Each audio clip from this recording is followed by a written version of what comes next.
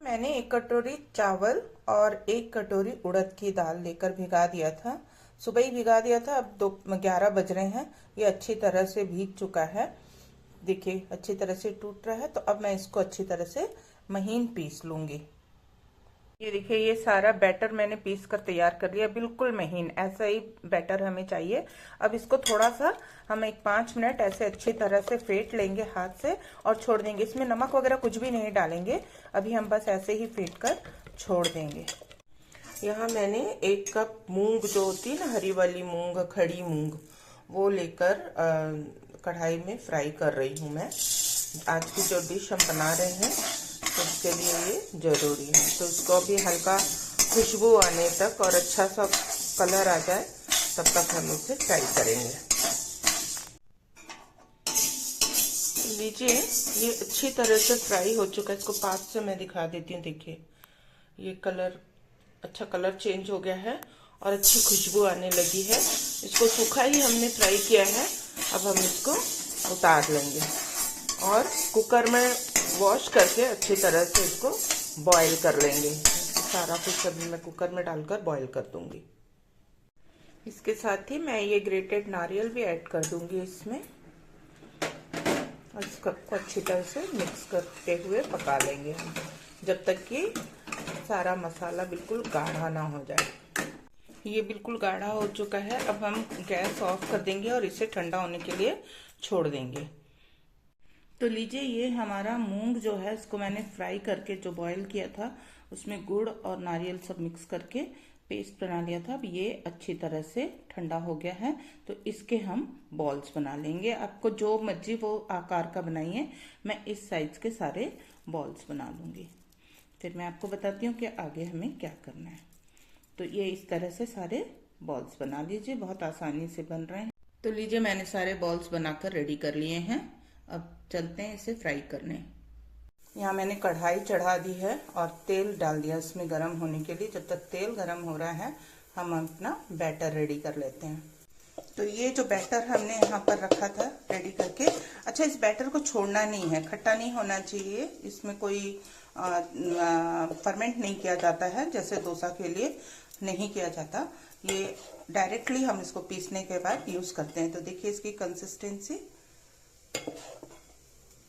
बस ऐसी होनी चाहिए। अब ये जो बॉल्स हमने बना के रखे हैं ना साइड में, एक एक करके हम इसमें डिप करते जाएंगे और इसको कढ़ाई में छोड़ते जाएंगे। देखिए बस इसी तरह से हम एक एक करके बॉल, देखिए ये बॉल मैं हाथ यूज कर रही हूँ, चम्मच से उतना अच्छा नहीं आ रहा है। तो ये इस तरह से हम एक एक करके छोड़ते जाएंगे कढ़ाई में। सारे हम इसी तरह से बनाकर रेडी कर लेंगे और डीप फ्राई कर लेंगे। लीजिए ये हमारा एक तरफ से सिक गया था तो इसको मैंने पलट लिया है। हाँ, इस स्टेज पे अगर आपको ऐसा लगता है कि खुल रहा है, बाइंडिंग अच्छे से नहीं बन पा रही है, तो आप थोड़ा सा गेहूं का आटा या मैदा 1 चम्मच इसमें मिला लीजिए, अच्छी तरह से फेंट लीजिए। और आप मीठा ज्यादा खाते हैं तो बैटर में भी आप मीठा मिला लीजिए। मैंने बैटर में मीठा नहीं मिलाया है क्योंकि मैंने इसमें सफिशिएंट मीठा डाला हुआ है। तो इस तरह से एक एक करके आप इसमें कढ़ाई में डालते जाइए और डीप फ्राई करके इसको हम निकालते जाएंगे। इसको अच्छी तरह से पलट पलट कर हम फ्राई कर लेते हैं। ये हर साल कार्तिक की पूर्णिमा में मेरी मम्मी केदारेश्वर जी का व्रत करती हैं, जिसमें बिना बात किए, बिना मुंह से आवाज किए, बिना मुंह खोले सब प्रसाद बनाया जाता है। और ये इवनिंग में चंद्रमा को देखने के बाद जो है पूजा की जाती है और चंद्रमा की पूजा की जाती है, तुलसी की पूजा की जाती है और केदारेश्वर के रूप में भगवान शिव जी की। और वो जो बनियान ट्री होता है ना, बरगद के बड़ी बड़ी जड़ें, पत्तियां, मेरे बड़े भैया का काम था, वो सारी पूजा की सामग्रियां जुटाते थे और घर में हम लोग तीनों बहनें मिलकर रंगोली बनाते थे, घर की साफ सफाई किया करते थे और मम्मी की काम में हेल्प किया करते थे। लेकिन प्रसाद मम्मी अकेली बनाती थी। उस दिन घर में चावल नहीं बनता था। मेरा भाई जो है उपवास नहीं कर पाता था, इसलिए उसके लिए रोटी बना देती थी मम्मी। लेकिन वो भी हम बनाते थे, मम्मी नहीं बनाती थी। मगर चावल हमारे घर में नहीं बनता था। तो शाम को ये हम पूजा करते, अभी भी करती है मम्मी। तो हमारे घर में, मेरे ससुराल तरफ में ये वाला व्रत नहीं है, इसलिए मैंने इसे नहीं उठाया। लेकिन क्योंकि मम्मी के साथ रहते हुए बचपन से मुझे ये व्रत करने की आदत थी, तो मैं उपवास कर लेती हूँ। और पूर्णिमा के दिन नहीं, पूर्णिमा के बाद जरूर मैं ये कोशिश करती हूँ कि बना लूँ। मुझे याद आती है सारी चीज़ें। तो ये हम करते हैं, शाम को हम पूजा कर लेते हैं और दूसरे दिन तब तक हम कुछ नहीं खाते हैं। शाम की पूजा के बाद जब हम ये प्रसाद खाकर हमारा व्रत तोड़ते हैं, और सिर्फ यही प्रसाद खाते, एक सिटिंग में आप जितना खा सकते हो। और दूसरे दिन फिर सुबह से तैयारी शुरू हो जाती है। और दोपहर जो पूजा के समय पे हमने गौरी के रूप में जो सिलबट्टा आता है ना, जिसमें हम चटनी पीसते हैं, उसको साफ करके हम उसमें रंगोली सजाते हैं हल्दी कुमकुम की, और भगवान शिव जी को केदारेश्वर के रूप में पूजते हैं। और दूसरे दिन सुबह हम ये सारा जो है तोरण हाथ में बांधते हैं और पूरा खाना बनाते हैं, मिक्स वेज वगैरह जो भी चीज़ें बनती हैं। और उसके बाद में हम वो खाकर अपना व्रत का पारण करते हैं। तो दूसरे दिन के 12 बजे तक ये पूजा बहुत धूमधाम से, देव दीपावली कही जाती है ना, पूरे घर के आगे हम दीपक जलाते हैं उस दिन भी।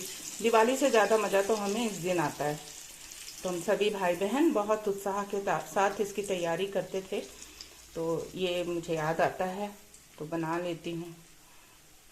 तो लीजिए, दूसरा बैच भी मैंने इसमें डाल दिया, एक तरफ से सीख गया है ये भी। इसे मीडियम आंच में ही हमें सेकना होता है, ना लो में ना हाई में। तो ये बहुत अच्छा टेस्ट देता है और बहुत अच्छा बनता है। शादी के बाद ये प्रसाद हमें नहीं मिलता था, क्योंकि हमारा नाम गोत्र अलग हो जाता है। शादी के पहले तक ये प्रसाद हम खाते थे, लेकिन शादी के बाद मम्मी हमारे लिए अलग से बनाती थी। जो भगवान में चढ़ जाता है उसमें हमें कुछ नहीं मिलता था, लेकिन हमारे लिए अलग से बनाती थी, क्योंकि हमें मम्मी के हाथ का ये प्रसाद बहुत अच्छा लगता था। और मम्मी बहुत अच्छा बनाती थी, बिल्कुल गोल गोल गुलाब जामुन की तरह। मेरा तो सारा शेप ही बिगड़ गया है कढ़ाई में जाने के बाद, और मैं कभी वैसा बना नहीं पाऊंगी। वो मम्मी के हाथ का टेस्ट है। माँ का खाना तो आखिर माँ का खाना है। तो लीजिए, ये सारा हमारा मूंग का मिठाई बनकर रेडी हो गया है। आप भी ट्राई कीजिए और एंजॉय कीजिए।